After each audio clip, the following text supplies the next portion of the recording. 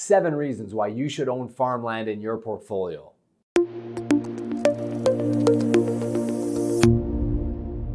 Number 1, farmland provides great returns. Overall returns, we're talking high single digits, low double digit returns for the asset class as a whole over the last 50, 100 years. It's been tough to put in your portfolio, but that's why we're here. We're portfolio managers, that's what we do. So farmland itself as an asset class provides great returns. It's a wealth preserver in that when the market drops or when there's a significant correction, it doesn't drop that much. Farmland keeps its value, and then it actually performs really well in inflationary periods, which leads us to our second reason you should own farmland.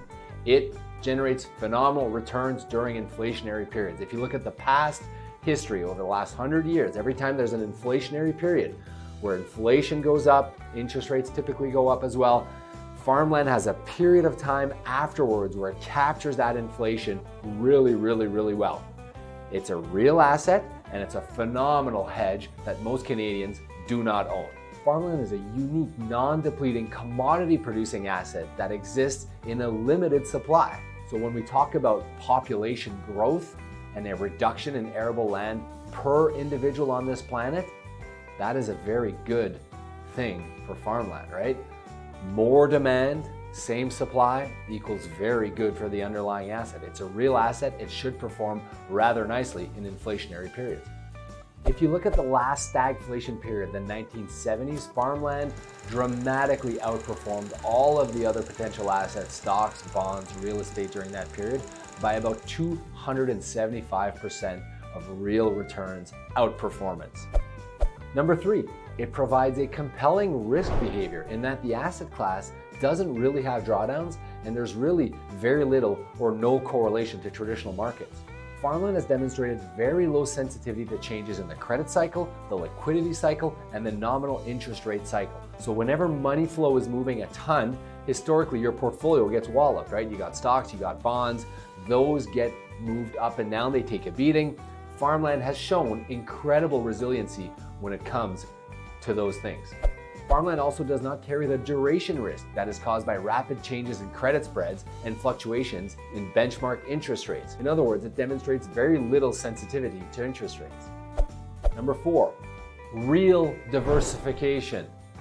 Farmland has proven over time that it does not move hand in hand with stocks or bonds or gold or any other asset class. It really is its own asset class and historically has negative correlation to traditional assets. It has lower standard deviation and has smaller drawdowns than any other asset class, specifically real asset class.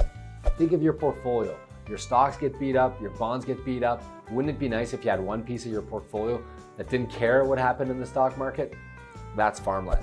Number 5, it represents a phenomenal value play right now in that Canadian farmland is significantly underpriced. The farmland that we buy for clients is typically in the prairies, the Canadian prairies, because land value there is dramatically cheaper per acre, and you can produce more goods for the same amount of cost than in comparable jurisdictions. So there is a value play to be made here in that Canadian farmland is relatively cheap. Number 6, reliable liquidity. So you're thinking farmland, you're thinking, how am I ever going to get out of this space? There's access to liquidity. So you buy units of a limited partnership or a fund that invests in farmland, and you can get your money out. You get your money out either 30 or 60 or 90 days. And it's not like it's locked away for 5 years or 10 years. And in fact, in Canada, over the last 15 years, farmland represents such a large investable market. It's been $500 billion in market cap and $20 billion of annual turnover in the farmland space. That is a lot of money that's turning over, a lot of liquidity in the farmland space.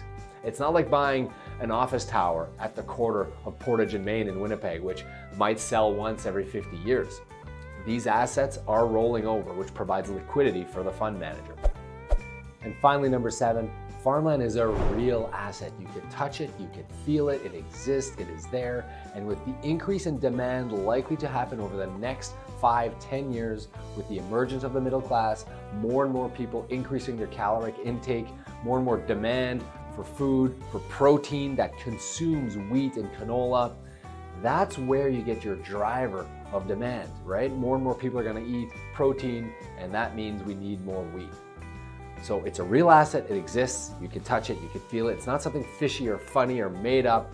You know people that have owned farmland their whole lives. You know people that have made a lot of money owning farmland.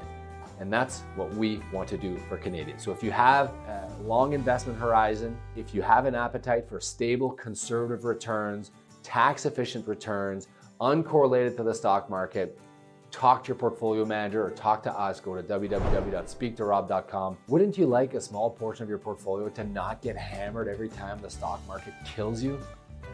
Here's an opportunity for that, a real asset class that generates uncorrelated returns, some of the best risk-adjusted returns, extremely tax efficient. Should this belong in your portfolio? Go to www.speaktorob.com. We'd love to book a no obligation consultation to chat with you about this or anything else that's on your mind. Thanks for tuning in, guys. We'll see you in the next video.